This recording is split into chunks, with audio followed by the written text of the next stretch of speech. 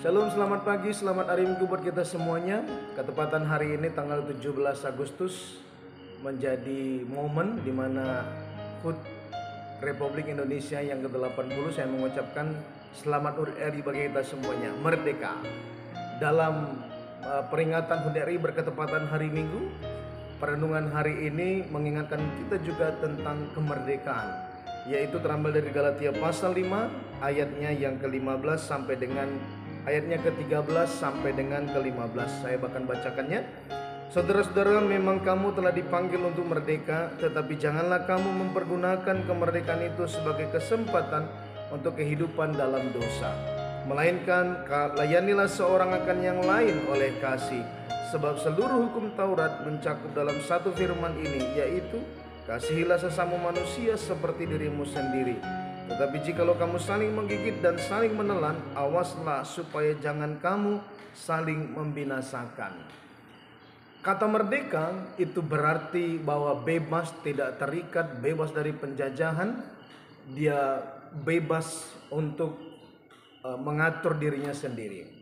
Bangsa kita telah bebas dari penjajahan atas bangsa-bangsa lain, sehingga bangsa kita mandiri dalam mengatur dirinya sendiri, dalam mengkoordinir dirinya sendiri sebagai bangsa yang berdaulat, bangsa yang mandiri. Secara rohani kita juga diingatkan bahwa kita juga telah dimerdekakan oleh penebusan Kristus di atas kayu salib, yang memerdekakan kita atas apa? Bukan atas penjajahan bangsa-bangsa, bukan atas penjajahan atas orang lain, tidak, tetapi atas penjajahan atas dosa yang memperbudak kita, sehingga dosa sering sekali membuat kita tidak mampu atau tidak bisa untuk melakukan kebenaran seturut dengan kehendak Tuhan. Bagian firman Tuhan ini mengingatkan kita bahwa kita telah dibebaskan dari penghukuman perbudakan dosa di bawah hukum Taurat, yang mengingatkan kita bahwa kita diselamatkan bukan karena melakukan hukum Taurat, bukan karena melakukan kebaikan, karena memang tidak ada yang sempurna kalau untuk selamat karena kebaikan.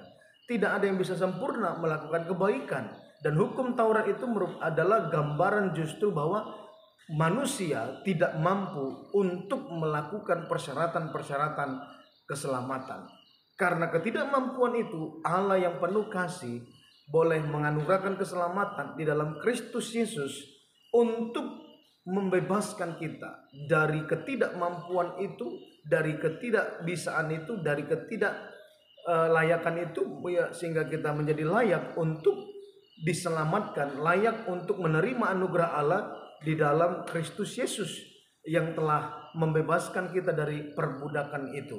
Sehingga kita diselamatkan itu, kita dimerdekakan, kita dibebaskan dari penghukuman itu bukan karena perbuatan kita, tapi karena anugerah Allah di dalam Yesus Kristus. Nah, dalam kemerdekaan itu, dalam penebusan itu, ketika kita sudah merdeka dari perbudakan dosa, merdeka dari perbudakan hukum Taurat, kita juga diingatkan bahwa dalam kemerdekaan kita, kita jangan sampai mempergunakan kemerdekaan itu untuk hidup dalam keberdosaan. Artinya apa? Kalau kita dimerdekakan oleh kebenaran, maka seharusnya kita terus didorong untuk berubah kepada kebaikan.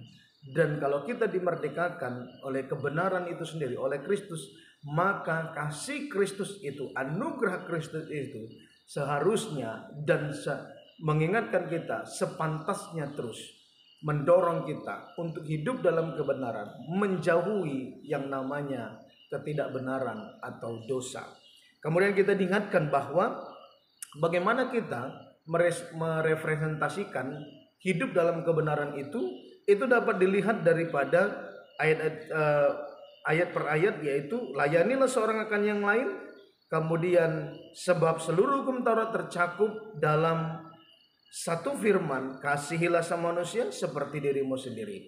Artinya apa? Bagaimana kita hidup dalam kebenaran itu akan nyata ketika kita satu dengan yang lainnya saling mengasihi, satu dengan yang lainnya kita menunjukkan kasih. Karena memang seluruh hukum Taurat itu terangkum dengan kata kasih.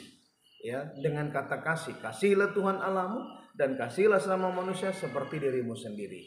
Bagaimana kita hidup dalam kebenaran itu akan nyata ketika kita mampu mengasihi satu dengan yang lainnya.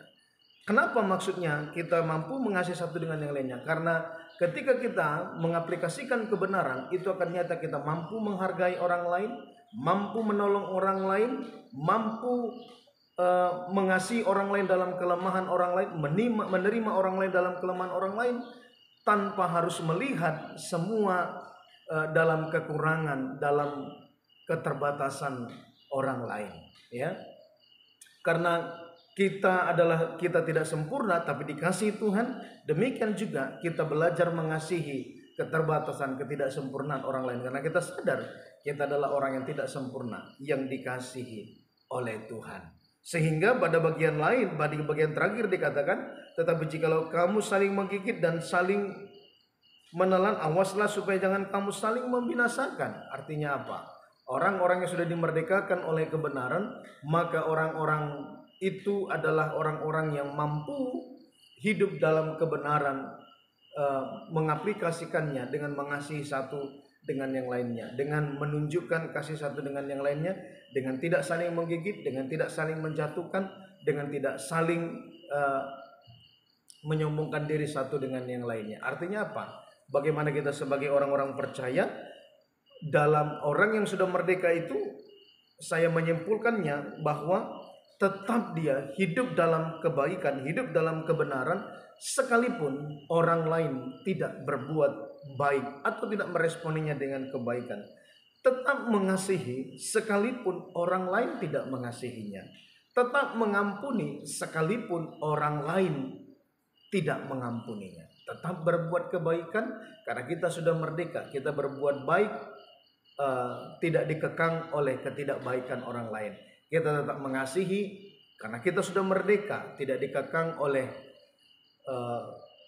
kejahatan orang lain. Ingat, kita sudah merdeka, Tuhan sudah mengampuni kita. Jangan terikat dengan masa lalu kita. Kita sudah merdeka dan Tuhan menginginkan supaya kita hidup dalam kemerdekaan sejati, hidup dalam kasih, hidup dalam kebenaran, dan hidup memuliakan nama Tuhan. Karena itu, mari kita hidup dalam kemerdekaan sejati, hidup dalam kebenaran. Tuhan memberkati kita dan selamat menikmati ibadah hari ini, selamat menikmati hari kemerdekaan hari ini. Tuhan Yesus memberkati kita. Merdeka!